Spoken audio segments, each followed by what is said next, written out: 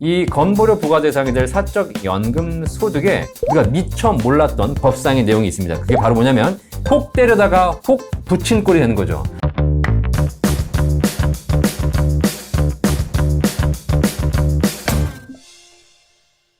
안녕하세요. 연금박사 이용주입니다.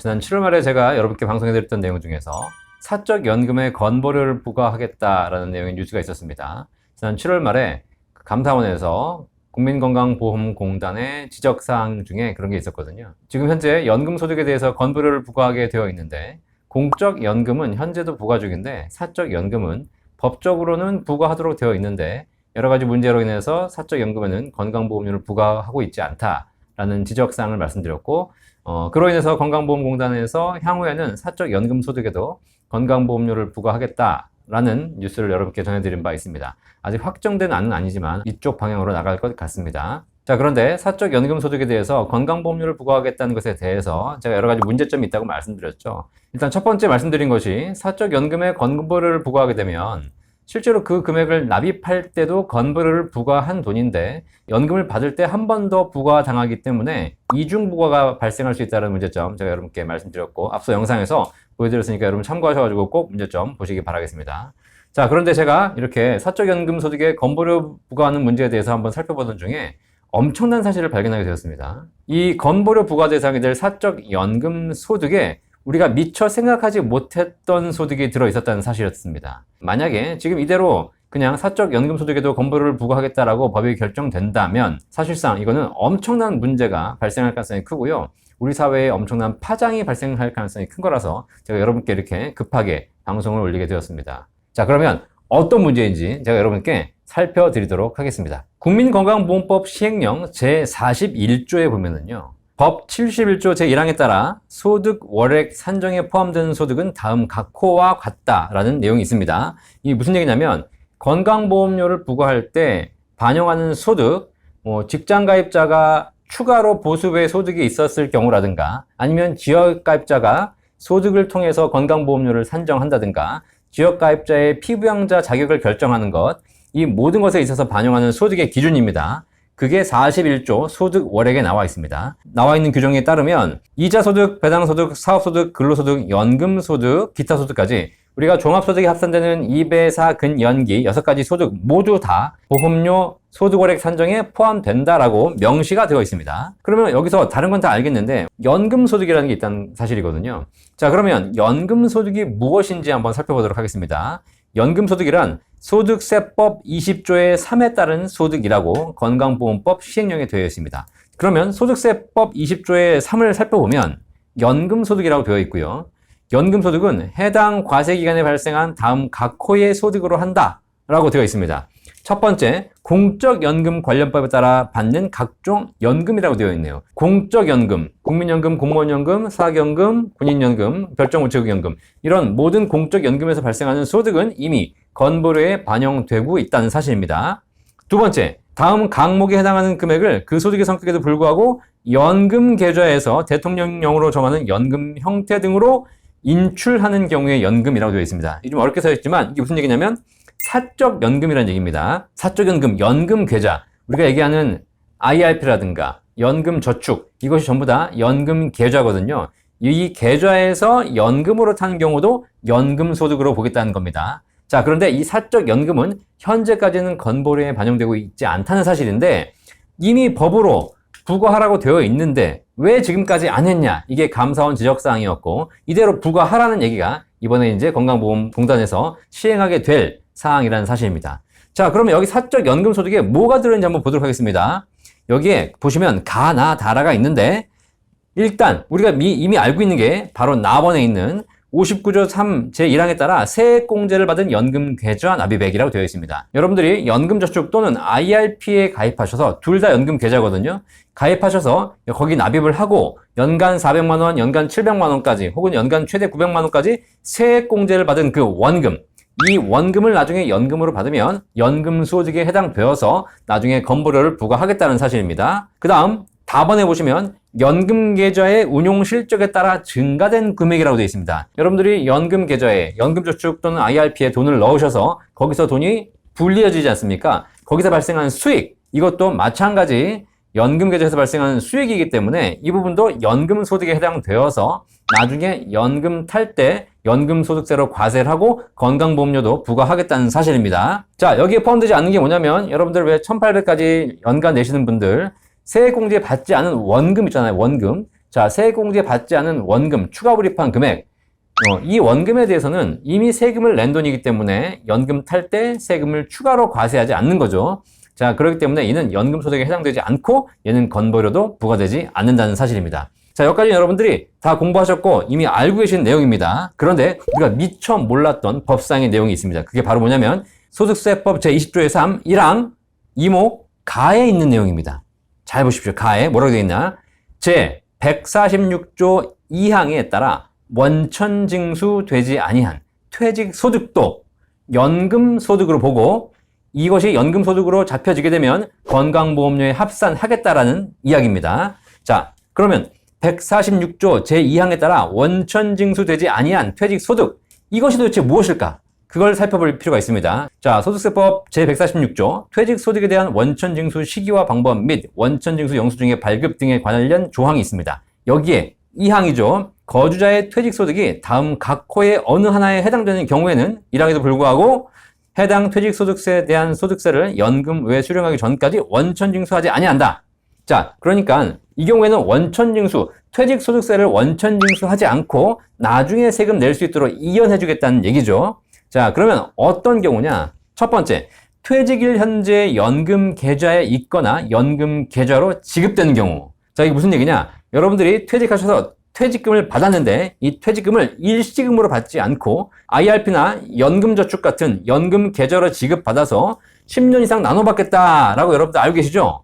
그렇게 하게 된 금액, 이 금액을 아까 원천징수 되지 아니한 퇴직소득으로 보겠다는 겁니다. 두 번째, 퇴직하여 지급받은 날로부터 퇴직금을 지급받았는데 이미 60일 이내에 다시 연금 계좌에 입금할 수 있거든요. 그러면 세금이 다시 환불됩니다.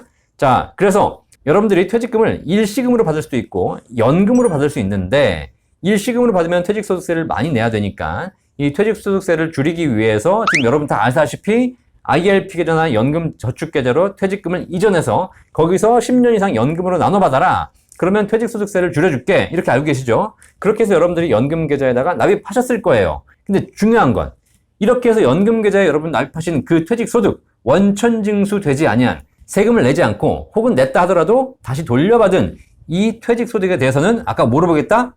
네, 소득세법 제20조의 3에 따라서 사적 연금소득으로 본다. 아시겠죠? 그리고 이 사적 연금소득으로 본 소득세법 제20조의 3에 있는 연금소득은 국민건강보험법 제41조 소득월의 규정에 따라서 얘는 건강보험료를 부과할 예정이다. 라는 사실이에요.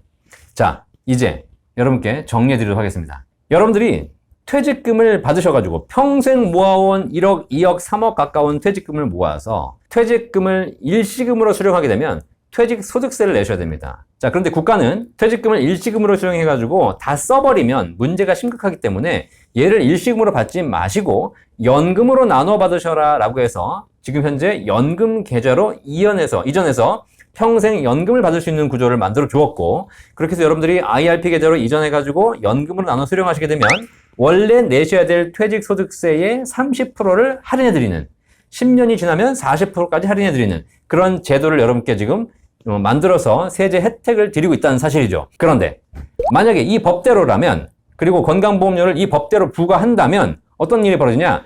퇴직금을 일시금으로 수령하신 분들은 설령 30%의 퇴직소득세 할인 혜택을 못 받으신다 하더라도 세금 내고 끝나고 더 이상 그 금액 퇴직금 1억, 2억, 3억 가까운 퇴직금에 대해서 건강보험료가 부과되지 않는다는 사실입니다. 그런데 여러분들이 만약에 이 퇴직금을 IRP나 연금저축 계좌로 넣어서 거기서 퇴직소득세를 할인받으면서 연금으로 나눠 받으시게 되면 퇴직소득세 할인 효과는 있지만 반대로 무슨 문제가 생기냐? 거기에 건보료가 부과된다는 사실이에요. 내가 퇴직소득세를 절세하기 위해서 한 행동인데 이것이 오히려 더 많은 건보료를 부과당할 수 있는 그런 위험에 노출된다는 사실입니다. 쉽게 예를 하나 들어드릴게요. 20년 근속하신 분이 퇴직금 1억을 받는다고 생각해 보십시오. 자, 그러면 사실상 20년 근속하시고 퇴직금 1억 정도 있으시게 되면 퇴직소득세는 약 3% 정도밖에 나오지 않습니다. 왜냐하면 연분연승 해주고 오래 근속하신 걸 나눠서 해드리기 때문에 실제로 퇴직소득세는 이것 떼고 저것 떼고 하게 되면 약 3%, 300만 원 정도밖에 세금이 나오지 않는다는 거죠. 자, 1억을 일시불로 내가 퇴직금을 받으시게 되면 300만 원 띄고 9,700만 원 받으시게 됩니다. 자, 그런데 얘를 내가 국가에서 일시금으로 받지 말고 연금으로 받게 되면 퇴직소득세 30% 할인해 주겠다고 했기 때문에 여러분들이 IRP 계좌에 입금을 하셨어요. 그래가지고 1억에 대한 세금을 현재 내지 않지만 이제 연금 받으면서 내시는 거죠. 그러면 여러분들이 원래 내셔야 될 세금이 300만 원인데 이 300만 원의 30%인 90만 원을 할인해 주는 겁니다.